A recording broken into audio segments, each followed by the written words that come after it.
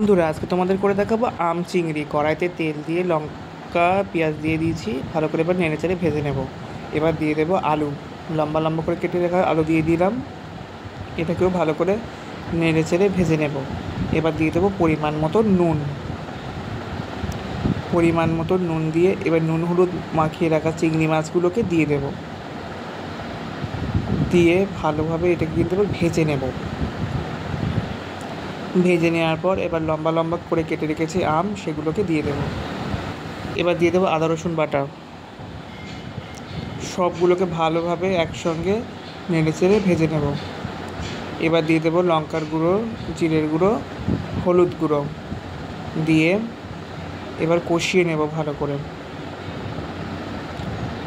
ভালোভাবে কিন্তু সব মশলাগুলোকে একসঙ্গে ভালোভাবে কষিয়ে নেব নেড়েচেড়ে। তো দেখো, এখানে কিন্তু আমি ভালোভাবে কষিয়ে নিচ্ছি।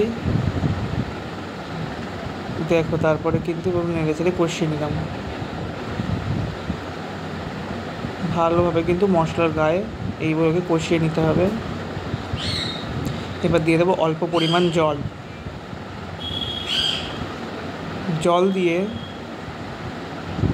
জল দিয়ে কিছুক্ষণ ঢাকা দিয়ে রেখে দেবো। ঢাকা দিয়ে দিয়েছি, আবার কিছুক্ষণ ঢাকা খুলে দেখে নেব আমটা গলেছে কিনা। তো দেখো বন্ধুরা, কত সুন্দর লাগছে দেখতে। এবার দেখে নেবো আম কিন্তু গলে গেছে। তারপরে নামিয়ে গরম ভাতের সঙ্গে সুন্দরভাবে সাজিয়ে পরিবেশন করো। ভালো লাগলে অবশ্যই কিন্তু লাইক কমেন্ট শেয়ার করে দিও। ইউটিউব থেকে দেখলে সাবস্ক্রাইব করে দিও, আর পেজ থেকে দেখলে ফলো করে দিও। বাই।